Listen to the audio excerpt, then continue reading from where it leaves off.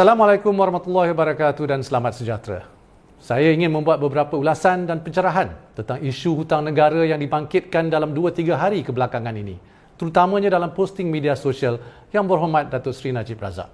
Terima kasih diucapkan atas keprihatinan beliau. Izinkan saya memberi penjelasan.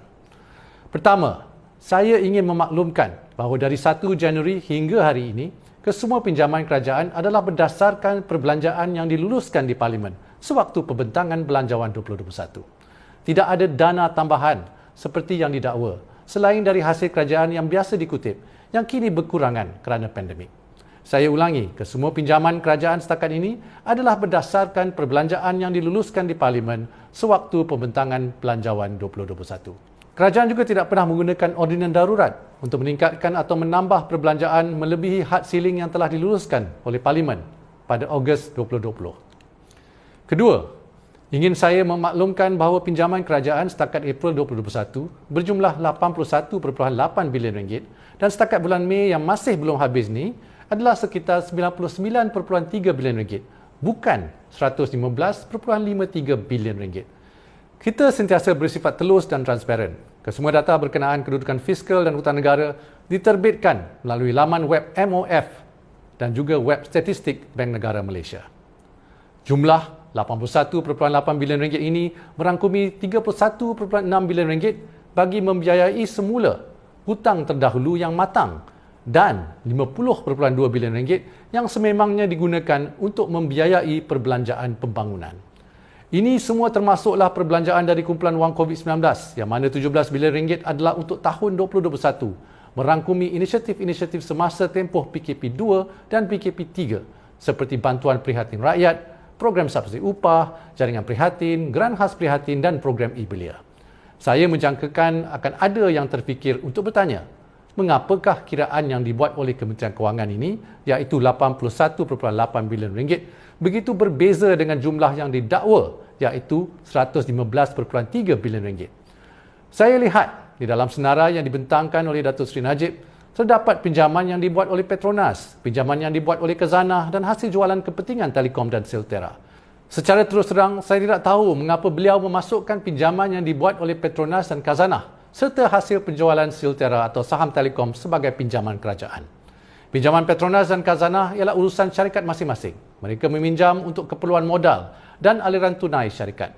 Ini hutang mereka. Merekalah yang tanggungjawab. Saya rasa perlu juga saya beri pencerahan tentang beberapa perkara. Kerajaan hari ini tidak bermain silap mata dalam membuat pinjaman atau perbelanjaan. Hakikatnya, kerajaan sekarang tidak membuat pinjaman di luar belanjawan tahunan ataupun off balance sheet, tidak seperti kerajaan terdahulu. Pembiayaan off budget ini berjumlah 50 bilion ringgit.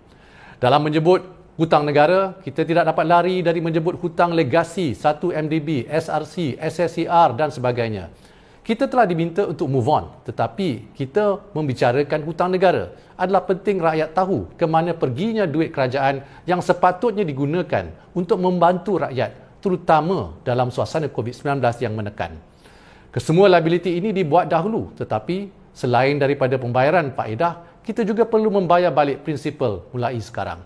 Sebenarnya, lebih kurang 15% daripada hutang kerajaan adalah dalam bentuk komitmen jaminan dan hutang 1 MDB.